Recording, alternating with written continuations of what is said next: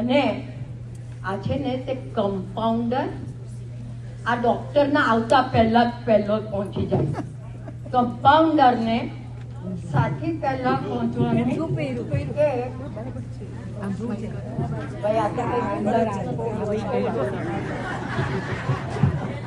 કમ્પાઉન્ડરને ડોક્ટરના આવતા પહેલા આવી જવાનું.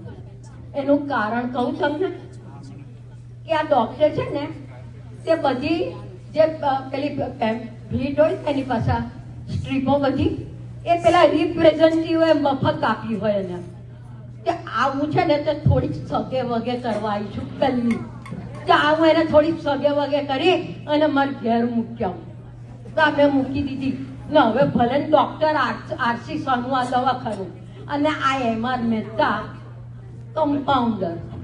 તે કમ્પાઉન્ડર કોની સાથે સરખાવાય?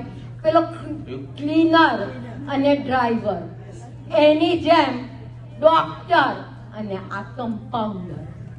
કમ્પાઉન્ડર ડોક્ટર જે છે આ આવા લોકો મફત દવા આપી જાય ને એ આપે અને 500 રૂપિયા લઈ લે અને પાછો કેસ લખી આપે.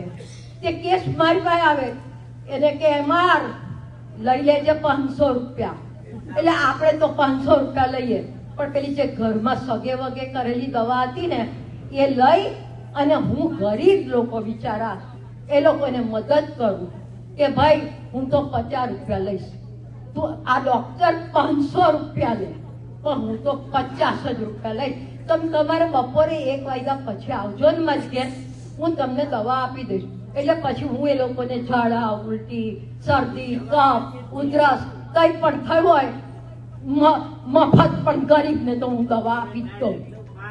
તો હવે છે ને એવા ઘણા પેશન્ટ મારી પાસે આવે છે, અલ્લડ જેવા પેશન્ટ. કે એક આવ્યો મને કહે છે કે એમાં મારે ડાયાબિટીસ ચેક કરાવું છે. તો મેં એને ડાયાબિટીસ બધું ચેક કરવા માટે કહ્યું કે તું યુરિન કાલે લઈ આવજે. પેલો બીજે દાડે આવ્યો આવડો મોટો બાટલો ભરીને આવ્યો. અલા મેં એને કહ્યું કે આ કઈ આગ ઓલાવવાની છે ત્યાં બંબો લઈને આવ્યો આવડો મોટો. કે છે કે તમે તમારે ચેક કરો, તમને હું 50 રૂપિયા આપી દઈશ. તો મેં કહ્યું કે ભાઈ 50 રૂપિયા નથી કે મેં તો ચેક કર્યું અને કહી દીધું નોર્મલ છે. એટલે પેલો તો નાસ્તો કૂદતો ઘેર ગયો, પેંડાનું પેકેટ લઈને આવ્યો. મને કહે છે કે લો એમઆર આ પેકેટ. અલા ભાઈ કમ કે આખા ઘરનાનું ડાયાબિટીસ ચેક થઈ ગયું. 50 રૂપિયામાં આખા ઘરનાનું ડાયાબિટીસ ચેક, બધા ડાયાબિટીસ ફ્રી. ખાવ પેંડા. આ પેંડા ખાધા અને આ કમ્પાઉન્ડર આ દિન સુધી. હવે તમને બધાને કહું છું, જો તમે પેલા ડોક્ટર આરસી પાસે ના જતા, મારી પાસે આવજો, મફત દવા આપીશ. તમે બધા ભૂલતા નહીં અને આ મહેતા પાસે આવજો. હું તમારે બધાની સેવા કરવા રાજી છું. જય શ્રી કૃષ્ણ. સેવા થાય એટલી કરી.